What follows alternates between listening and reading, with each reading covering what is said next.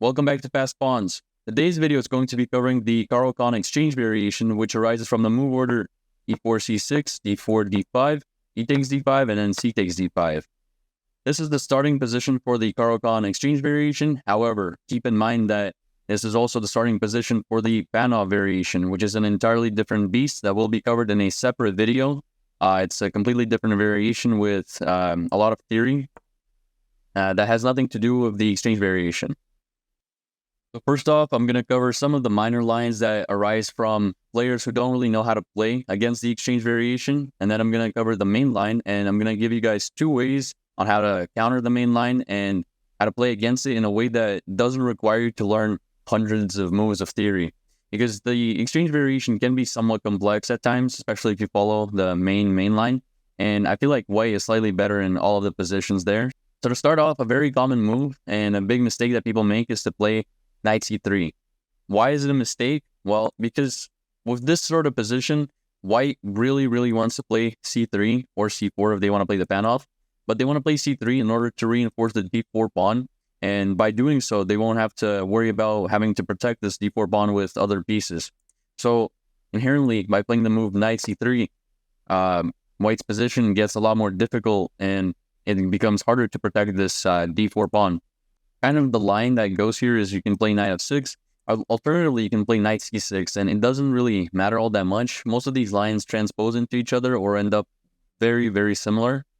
My goal is to just give you guys the overall ideas and plans and a little bit of theory, just so the game becomes very intuitive, so you'll be able to think of right moves even when you're caught outside of variations that you know well. Whenever we see Knight f3 in any sort of exchange variation, we play just an automatic bishop g4. This is important because in a lot of exchange variation positions, white likes to play h3 to prevent us from going bishop g4. So this is definitely a move we want to play whenever we have the opportunity to do so.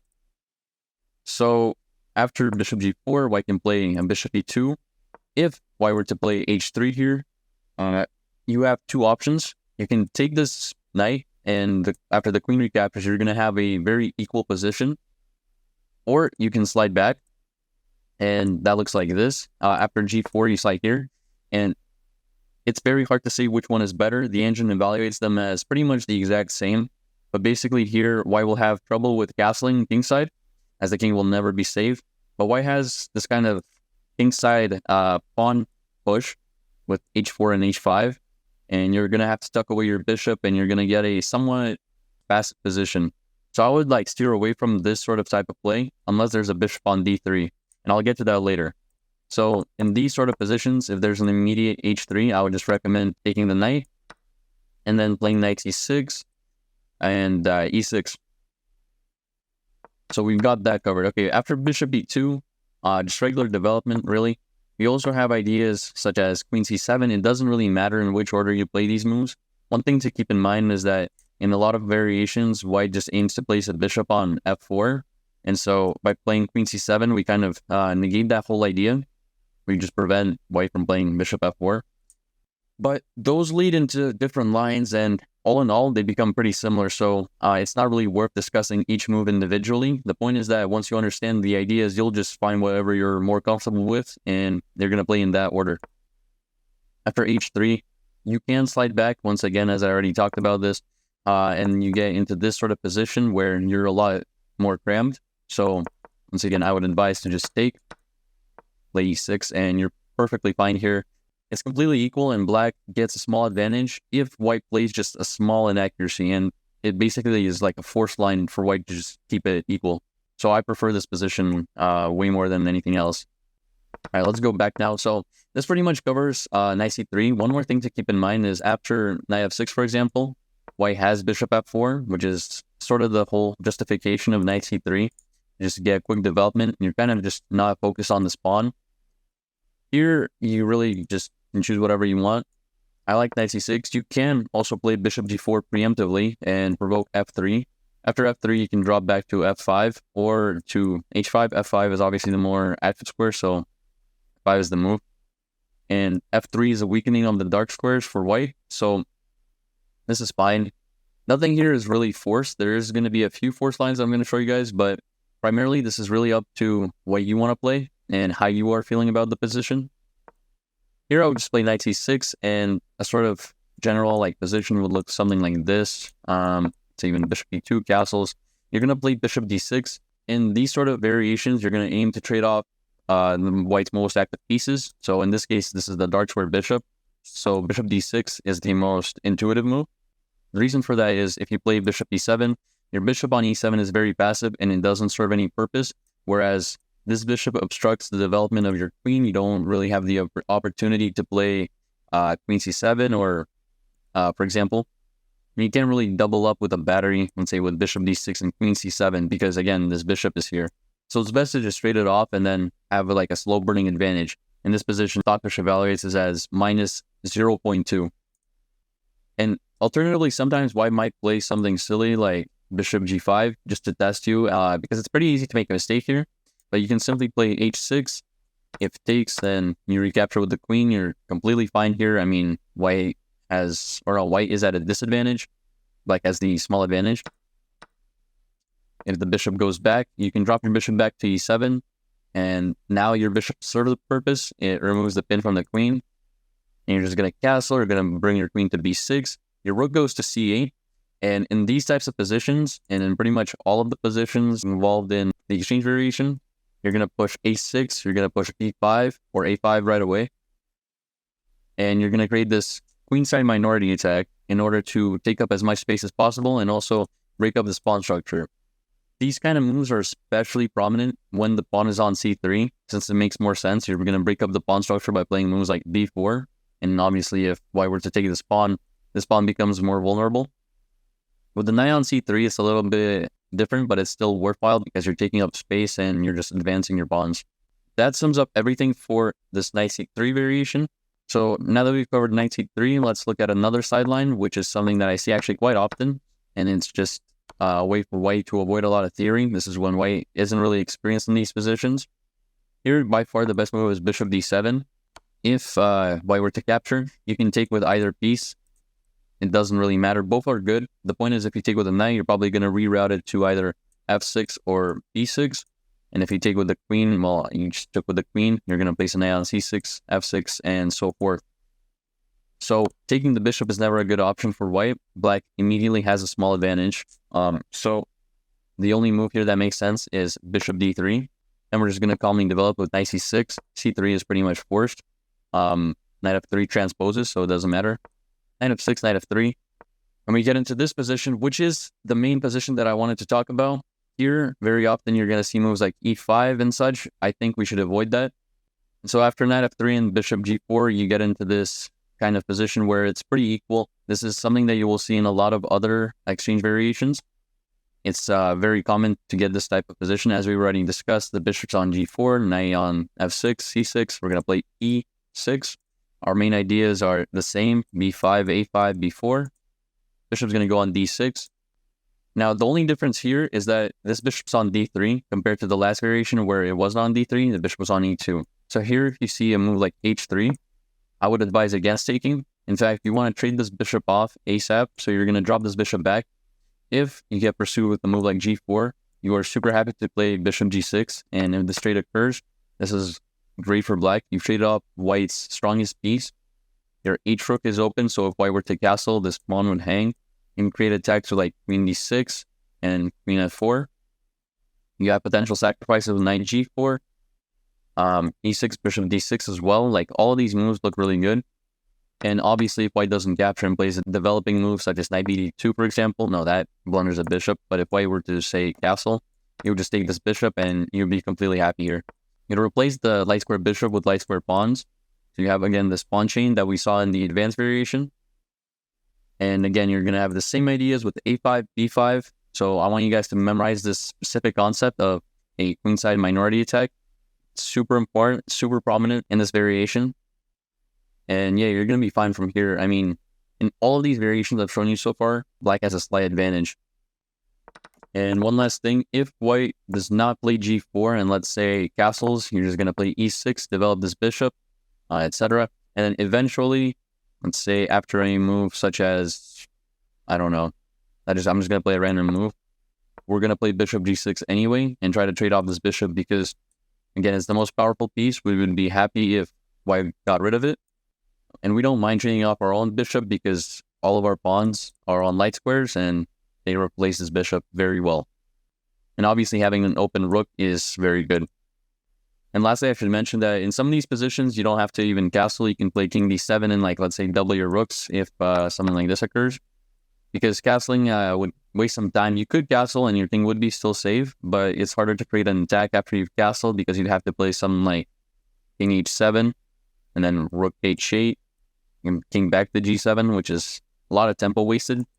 So in my opinion, I would just play something like king d7 eventually, double these rooks, knight g4 ideas, queen c7, and you're all good. So now that we've looked over the minor lines, let's quickly look over the main variation, which consists of bishop d3. This is the main move. Here we play knight c6. This has to be like automatic for you. White's going to play c3, and in order to protect the pawn, white could play knight f6, or sorry, knight f3. But then you just play bishop g4 and you're very happy here. Again, if we get to play bishop g4, almost always we're going to be either equal or at a small advantage, so that's awesome. So c3 is pretty much forced. Knight f6, and here we encounter one of the biggest, I guess, most important lines, which is h3. This move prevents bishop g4, so the development of our bishop, and we don't want to play e6 and lock in our own bishop. So here I have two options, three, but one option that you guys should avoid. One of the main moves is e5. You just blow up the center immediately, but it leads to very, very complicated positions where you can easily blunder a piece, you can get pinned, and it's pretty dangerous. I would steer away from it unless you like sort of gambit positions. But the thing is, if you play the Caro Kann, you're most likely looking for a solid and positional game. So you would generally want to avoid these sort of positions where your knight is at risk of getting pinned and you have an IQP. And by the way, if you guys don't know how to use your IQP or play against them, I just posted a video yesterday on mastering these isolated queen pawn structure. So if you haven't seen that, please check it out. So after h3, the move I would suggest is either g6 or queen c7. Either of these moves work, and in fact, they actually usually transpose into each other. So let's start with g6. The point of g6 is you're going to play bishop f5 almost right away. Seems like an odd move because you're going to be doubling your pawns, but you want to trade off this bishop at all costs. And let me show you guys what the line would sort of look like. So after bishop f5, let's say white traded, you have this double pawn structure.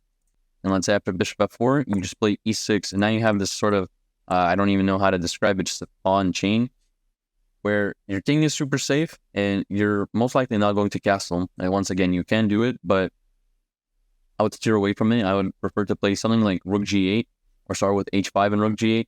You have ideas like bishop d6, and you're going to try to trade this bishop off, target this pawn, create an attack on the king with moves like h5, h4, and you're going to be completely fine. So let's say white castles here, you can play rook g1. The computer gives us a small advantage for black, which is again great. This position has been played by grandmasters many times before, and it scores pretty well for black, so definitely a solid variation. This is not some sort of gimmicky line that I just made up. You can most certainly play this. The biggest thing you have to watch out for is c4 ideas when the rook is on e1, so just to avoid getting like your pawns attacked and pinned, and you should be fine. So for example, bishop d6, let's say the bishop's trade. This is kind of an ideal position in this situation for black because you've gotten rid of white's most active pieces. You've got this pin on the king. Your knights are super active. You actually control this square, so you can drop in your knight here. This is going to be a very big thing you're going to do. Say rook e1, you're just going to instantly jump in with knight e4. And if white trades, this is a perfect pawn structure. You could, I guess, also, if we think about it, trade with this pawn, although it allows a little bit of counterplay, but the engine likes it either way, so it's fine. And after something like this, you can double your rooks, play king d7, rook g8, and create a big attack on white's king. This is definitely a variation I would like to recommend to you guys. I think it's super solid. It's super interesting. It's very simple to play from black. Like, the ideas are always the same. The variations are pretty much forced. I mean, white doesn't have to trade bishops here, for example. White could play something different, but anything that white plays is going to be subpar. Let's say white retreats. I mean, come on. This is a great position. You're super active. This bishop is staring into nothing. And if the bishop just went back, you would obviously trade. The ideas in this particular variation are just knight e5, getting this huge pawn chain. And again, b5, a5, b4, rook c8, rook b8, queen c7, queen b6. It's really up to you. It depends on the placement of your opponent's pieces, but the ideas are very, very similar. So this position is not hard to play. One last thing I wanted to show you guys is if white decides to not trade and drop the bishop to, let's say, b5 to target this knight, you're just going to play bishop g7, and you're going to have this sort of King's Indian structure with your bishop on f5. You're going to solidify with e6 eventually. You're going to castle, and life is going to be good. Again, the ideas are the exact same. You can play queen c7 eventually. You can play a6, try to get this bishop out. If you have the bishop pair, that's great, so you don't mind trading this knight at all. Even if that means that you're going to have to give up the idea of pushing the b-pawn. Now, the second variation I wanted to show you guys is instead of playing g6 in this position, you can play queen c7, which, well, that's not it. You can play queen c7, which prevents bishop f4. This is an immediate move that it really doesn't serve much purpose besides just the prevention of the development of this bishop. And its ideal square is on f4. For example, if the bishop were to go to g5, this really doesn't do much. You don't mind doubling your f-pawns because as long as the g-file is open, your rooks are going to be very active and your position is going to be good. So here you can even play just e6, and if something like this were to happen, even in this position where this bishop is completely useless, the engine line's black here. So again, this isn't really something to be scared of. After queen c7, basically there are a couple of moves here. So let's say knight f3 is played. This is the most regular move. You're going to transpose into this g6 variation, and the only difference is your queen is on c7, so white cannot develop this bishop very easily, but your development is slower because queen c7 was played, wasting a tempo. And the position ends up being very, very similar. Instead, here, I guess, the main move would be bishop g5. And after bishop g5, I would recommend just jumping your knight to e5. You're going to target this bishop, and you're going to be completely fine. If knight bd2 was to be played, you would play rook g8, preventing the idea of ever going here. And black is doing very well in this position. Once again, you have e6, bishop d6, h5, h4, knight e5. Very, very popular move in these sort of positions.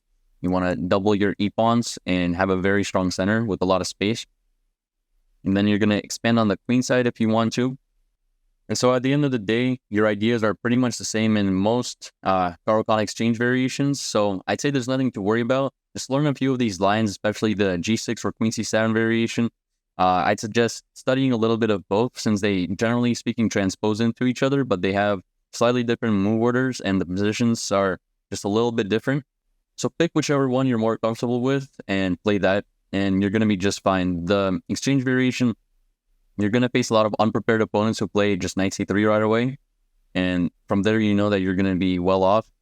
And very prepared opponents will not be able to get an advantage over you because the exchange variation is not the most critical way to play against the Caro Kann. All in all, this sums up everything I wanted to show you guys for the exchange variation. I hope you guys found this video useful. And if you enjoyed it, please consider watching the other videos that will be recommended to my left. As always, thank you for watching, and I'll see you guys next time.